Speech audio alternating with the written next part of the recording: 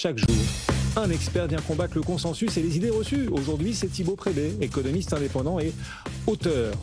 Bonjour Thibaut. Bonjour. Auteur, H-A-U-T-U-R, vous apportez de la hauteur. Ouais, et auteur. Vous avez déjà fait la fête la dernière fois. Oui, je l'avais déjà fait.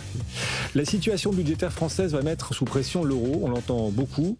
Et vous n'êtes pas d'accord, vous dites bullshit. Vous foudroyez. Cette idée que parce que le gouvernement va sans doute tomber, c'est encore une mauvaise nouvelle pour la France et donc pour l'euro.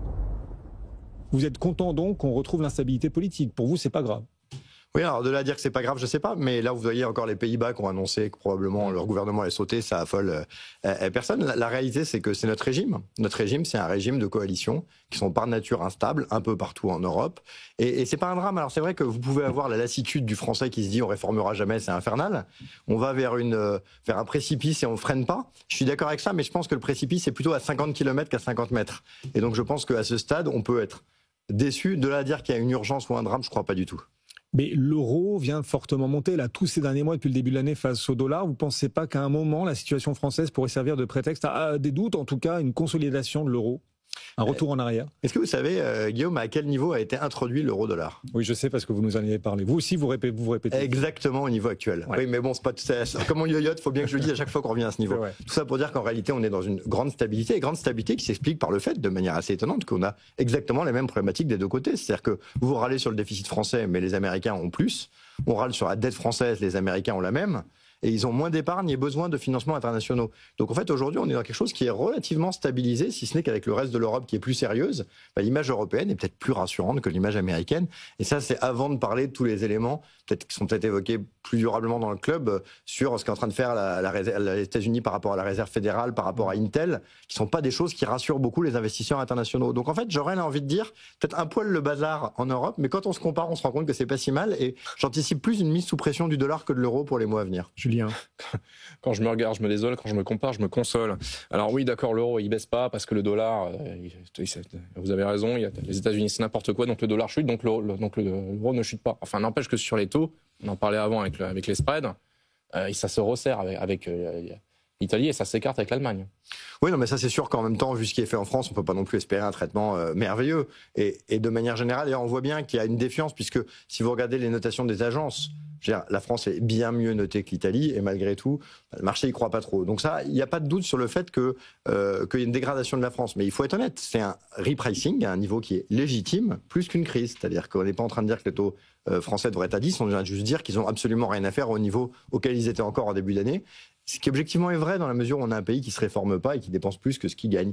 Mais de là à dire que ça va entraîner une méga crise à court terme, je ne crois pas du tout. C'est un repricing à un niveau qui est malheureusement légitime. Mais finalement, c'est peut-être ça le problème, Thibaut. C'est le fait qu'on a l'euro pour nous protéger. Donc, résultat, on ne fait rien, on laisse traîner les finances, on ne s'attaque jamais aux vrais problèmes en se disant mais il y a toujours l'euro. L'euro, il nous protège, c'est notre parapluie.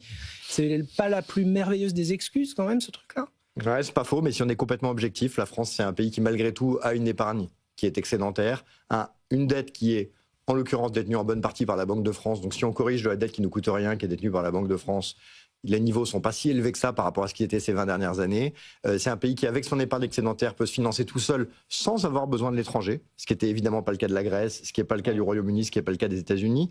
Donc voilà, l'agacement qu'on peut avoir face aux hurlements d'austérité dès qu'on veut baisser le déficit de ça est agaçant. De là à dire que la France serait totalement nue sans l'Europe, je pense que c'est encore une fois, malheureusement, ou heureusement, assez excessif. Avec encore une fois, en plus dans notre arsenal, une DGFiP qui sait très bien collecter l'impôt et des traders de l'agence France Trésor qui savent admirablement bien placer nos bons du Trésor. Donc ça, c'est vrai que c'est des munitions quand même. Et alors justement, les prochains tests là-dessus, les prochaines grandes adjudications... il va falloir qu'ils soient bons. Ce sera quand, Thibaut? Alors déjà, moi, c'est tous les jeudis, donc première et troisième semaine. Les grosses adjudications, c'est-à-dire les emprunts longs qui peuvent faire un peu plus peur, c'est le premier jeudi, donc ce sera la semaine prochaine. Je peux mettre un aparté, je pense qu'on s'en fout complètement. C'est-à-dire que, pour résumer ça en un terme boursicoteur, c'est comme si vous disiez, on va attendre la prochaine amortissation de LVMH pour savoir si la boîte va bien. Non, le titre, il échange tous les jours, des milliers de fois par jour, entre des gens qui en ont à vendre, d'autres qui veulent en acheter.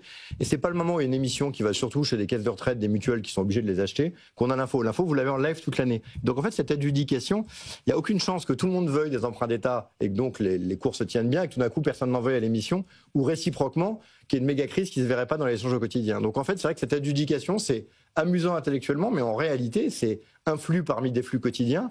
Donc ça va vous donner aucune info que vous n'ayez pas déjà en réalité. Et il est même possible que la hausse des taux français attire de nouveaux investisseurs. Certains investisseurs japonais d'ailleurs disent que c'est une opportunité. Les fonds Five Star AM et Nissay AM parlent d'opportunités d'investissement avec la montée des taux français comparativement à d'autres taux européens. Ça rend la dette française, disent-ils, plus attractive. Tiens. Mais oui, rappelez-vous une chose, c'est que le marché obligataire, la valeur de fin, elle est la même pour tous. Donc en fait, s'il n'y a pas de faillite de l'État français, de sortie de la zone euro, que vous ayez acheté allemand, néerlandais, espagnol ou français, vous avez à la fin le rendement qui était prévu. Et donc tant que vous n'avez pas de scénario de grave crise, autant acheter celui qui rémunère le plus. Et donc forcément, c'est cette force de rappel qui permet à tout le monde de converger un peu vers les mêmes niveaux de taux. Quand même sacrément tordu comme situation. C'est tordu, mais c'est la vie. Après, je crois qu'on a eu le même article de Bloomberg, Mitsubishi, qui est quand même une énorme banque, là vous dit non, nous, on n'y va pas. Hein. C'est vrai, Mitsubishi, au contraire. Il n'y a pas non plus un consensus chez les Japonais si fort que ça. Mitsubishi dit si le gouvernement tombe, effectivement, nous, on allègera en tout cas nos positions sur les obligations françaises. Vous restez avec nous. Réglementaire. Oui, alors voilà, en plus, attention, si la note de la France, justement, est dégradée,